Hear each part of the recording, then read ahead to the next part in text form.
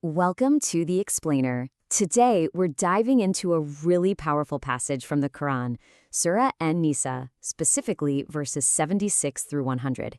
And we'll be exploring it through the lens of Maulana Maududi's incredible commentary, Tafhim al-Quran. You know, this section of the surah offers some truly timeless guidance for any community that's navigating faith, conflict, and just commitment. The principles here are just as relevant today as they were 14 centuries ago. So let's break down how we're going to explore this. Okay, so we're going to walk through these verses by looking at 5 main themes. We'll start with the most fundamental one, a choice that every single believer has to make. Right off the bat, the passage draws this incredibly sharp, clear line. It sets up 2 totally opposing paths of struggle, and in doing so, it really gets to the heart of what defines belief versus disbelief. So Ayat 76 doesn't mince words. It makes this crystal clear distinction. Believers fight for the cause of Allah, and disbelievers fight for the cause of taghut, or tyranny. It's all about motivation, right? And what's really powerful is that right after laying this out, the verse gives this incredible reassurance. It says, "So fight against the allies of Satan. Indeed, the plot of Satan is ever weak." Okay, so after setting up this clear divide on the outside, the Quran does something fascinating. It turns inward. It starts to address the challenges within the community, especially from people whose faith wasn't quite solid or maybe wasn't even sincere. And this brings up a really human question, one that's at the very heart of Ayah 77. The verse talks about a specific group of people. You know the type. They were eager for action before, but now that fighting is actually commanded, suddenly they fear other people more than they fear Allah. They even start questioning the command itself.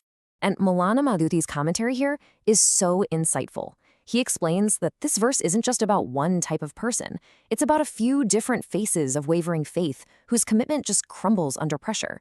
You've got the impatient ones, the fair-weather believers, and even the misguided brave. These are people who start questioning Allah's timing, clinging to the temporary comforts of this life, and completely forgetting that the hereafter is so much better for those who are truly righteous.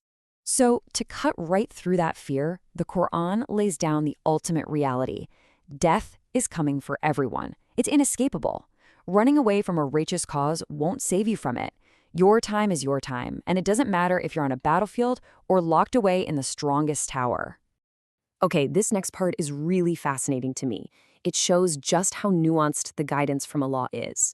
The response to the hypocrites wasn't this one-size-fits-all punishment. No, it was completely based on their specific actions. Were they actively hostile? Were they neutral and respecting treaties? Or were they just unwilling to go all in? Each group was to be handled differently. So with all this internal doubt and hypocrisy swirling around, what's the solution? Well, the Quran points the believers back to the anchor, back to the undeniable sources of absolute certainty and truth. And here we have this brilliant, powerful proof. The challenge is laid down. Reflect on the Quran. The fact that it's perfectly consistent, revealed over 23 years through all kinds of different situations, that alone is a massive testament to its divine origin. It's a direct challenge to anyone who has even a shred of doubt.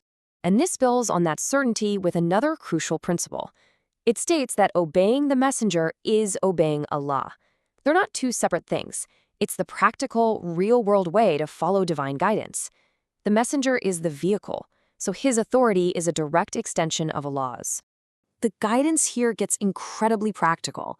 It gives a clear protocol for how to handle information, especially during a crisis. The Quran comes down hard on spreading rumors and unverified news. Instead, it sets up a clear chain of command for checking facts and getting clarity. Think about how unbelievably relevant that is for us today, right? All right, so from these principles of certainty and authority, the guidance flows directly into a clear code of conduct. It's about how believers should actually interact with each other and with the world at large. And I just love this part. Even when things are tense, maybe even in a state of conflict, the rule is simple. If someone greets you, greet them back even better, or at least in the same way.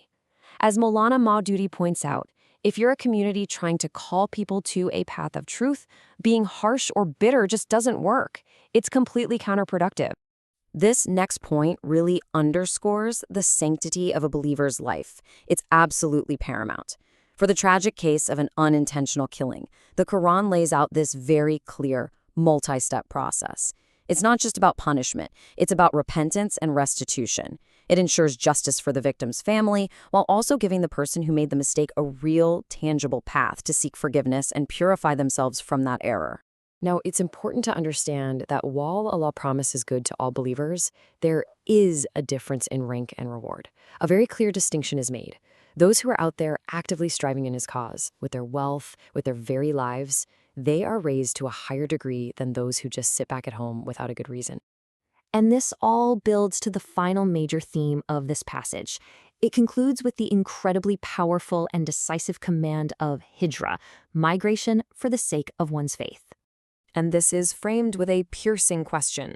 It's what the angels ask those who die having wronged themselves because they didn't migrate from a place where their faith was oppressed. They might say, "Oh, we were weak," but the angel's response is devastating. Wasn't Allah's earth spacious enough for you to get up and move? But, and this is so important, the Quran immediately makes a crucial distinction. That stern warning is for people who had the choice, who chose worldly comfort over their faith. For those who are truly oppressed and helpless, the men, women, and children who genuinely have no way to leave, Allah in His infinite mercy makes an exception for them. And the whole section culminates in this absolutely beautiful and powerful promise from Allah. Whoever leaves home intending to migrate for Allah and His Messenger, and then death catches up to them on the way, their reward is already guaranteed. It's locked in with Allah. It's the intention, the sincerity, the act of just starting that journey that secures that divine reward. So when you look at it all together, what a roadmap. From that stark choice, are you striving for Allah or for tyranny, to dealing with the internal struggles of doubt and hypocrisy, all the way to that ultimate act of commitment, hijrah. These verses really give us a complete blueprint for what a strong, principled community looks like. So we want to leave you with a final thought to reflect on. Our world has its own pressures, its own comforts. So how does this principle, this idea of choosing faith over your homeland, over what's comfortable and familiar, how does that apply to us, right here, right now?